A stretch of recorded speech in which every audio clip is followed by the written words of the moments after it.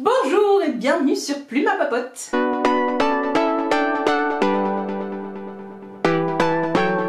Je vous retrouve exactement dans le même décor et la même tenue pour la suite de ma vidéo papote lecture de février 2020. Souvenez-vous, j'avais divisé la vidéo en deux parce que j'ai fait énormément de lectures au mois de février, j'ai lu 8 bouquins, ce qui est beaucoup pour parler dans une seule vidéo, c'est pourquoi j'ai décidé de diviser la vidéo en deux.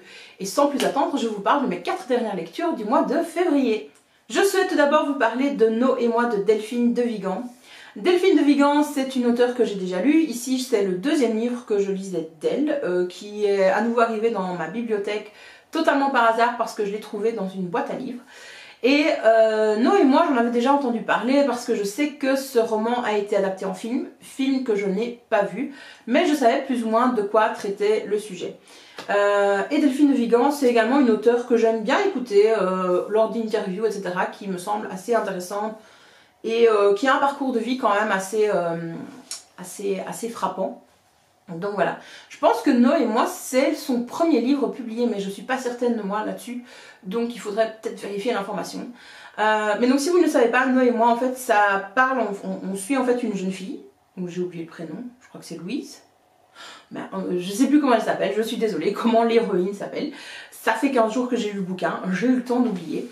On la suit en fait et on se rend vite compte que c'est une élève assez isolée dans sa classe parce qu'elle a avancé d'1 an ou 2, donc c'est la plus jeune de sa classe.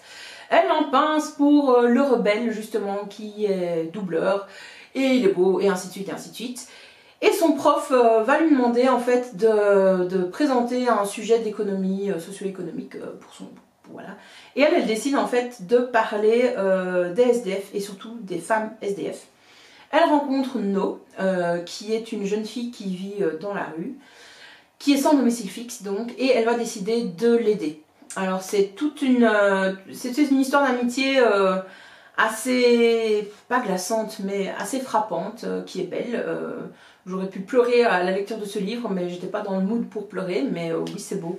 Voilà, je sais pas quoi dire, mis à part que oui c'est beau, et Delphine de Vigan cache pas la réalité, elle parle vraiment concrètement. C'est pas un conte de fées, ça va pas bien se terminer, ne vous lancez pas dans cette lecture en vous disant ah c'est magnifique, elle va sortir de la rue, etc.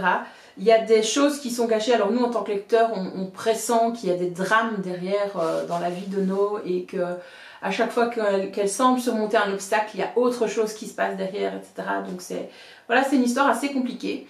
Et Delphine de Vigan, enfin, sur cette histoire-là, j'ai vraiment trouvé qu'elle avait du talent. Plus que l'autre roman que j'avais lu. Je vois totalement la couverture, mais alors comment ça s'appelait? Oh zut, il est sorti il y a 2 ans en plus. C'est cette espèce de thriller ou d'amitié très très sombre, etc. Bref, si je retrouve le nom lors du montage, je vous le mettrai ici. Voilà, enfin j'ai trouvé que Nos et moi était mieux.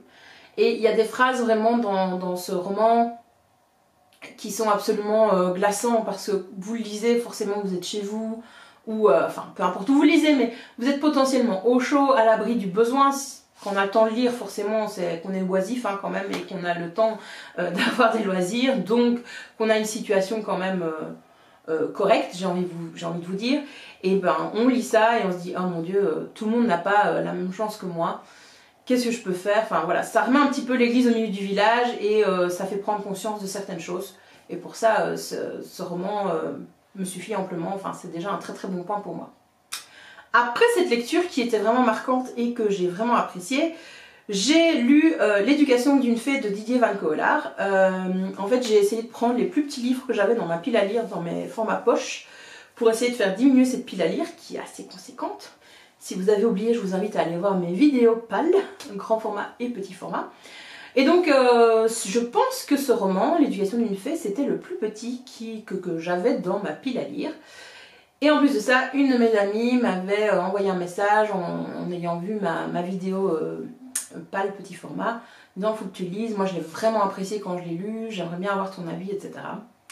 Alors, Didier Van Coelaert, c'est un auteur que j'aime bien. J'ai adoré lire Jules, qu'il a sorti il y a quelques années par exemple. Le problème, c'est que je me rends compte qu'il utilise les mêmes ficelles au fur et à mesure de ses romans. J'en ai lu quelques-uns de lui et voilà, il n'y a plus l'effet de surprise comme avec Jules par exemple. Je sais à quoi m'attendre. Alors ce sont de très beaux contes de fées modernes, ça c'est clair, on ne peut pas lui enlever ça. C'est un peu un rêve, voilà, on lit un roman de Didier Van Coelaert, on se plonge vraiment dedans comme dans un rêve. Les personnages sont absolument géniaux, vous avez envie de les rencontrer, vous avez envie d'être amis avec eux, vous avez envie de leur faire un gros câlin. Mais c'était un petit peu conventionnel pour moi. Même si, enfin voilà, je pense que si j'avais lu ce livre à sa sortie, et comme le premier Didier Van Coelaert, il aurait été tout à fait une surprise, voilà, une surprise totale. Voilà. Maintenant ça n'enlève rien à l'œuvre, hein, elle est très agréable à lire, c'était très chouette, mais c'est pas un coup de cœur malheureusement, alors que ça l'a été pour mon amie en question, quand elle l'a lu. Et je pense qu'il ne faut pas se plonger dans ce livre en sachant vers quoi on va, donc c'est à nouveau un livre dont je ne vais pas vous présenter le résumé. J'espère que ça vous agace pas trop, mais voilà, il y a des livres, parfois il vaut mieux s'y plonger sans savoir à quoi s'attendre. Alors, l'avant-dernier livre que j'ai lu au mois de février, c'est Les Arcanes du Chaos de Maxime Chatham, et je l'ai lu en roman audio.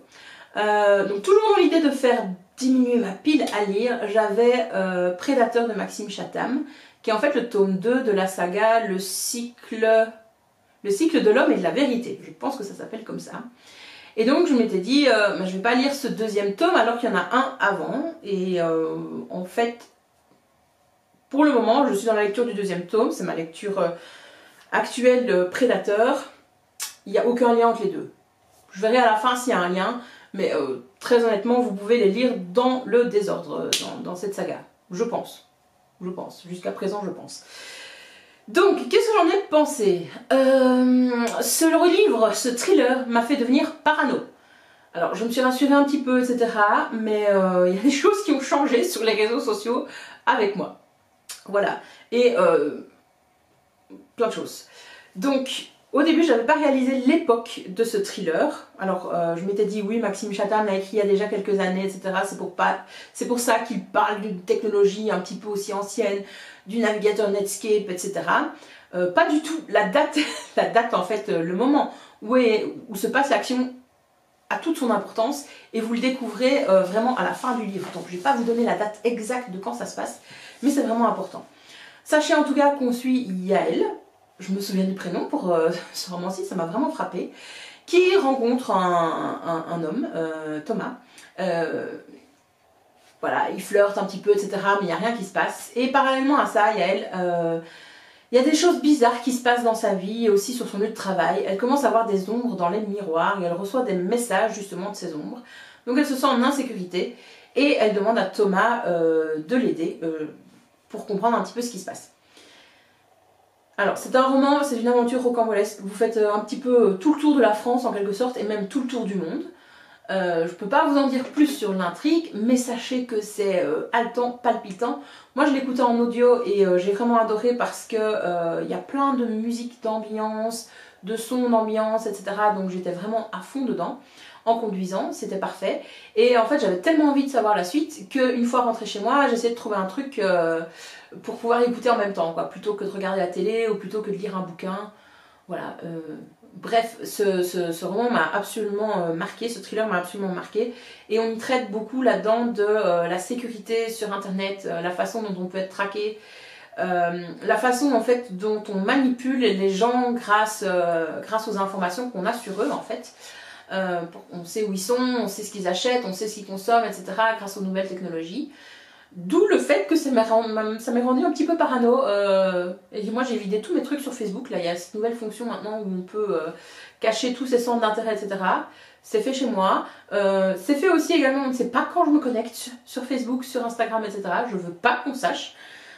Et si je pouvais, et oui, j'en étais même arrivée à me dire, faut que j'arrête de me balader avec mon portefeuille, puisque dans mon portefeuille j'ai des cartes à puce, et avec ces cartes à puce on sait me suivre à la trace.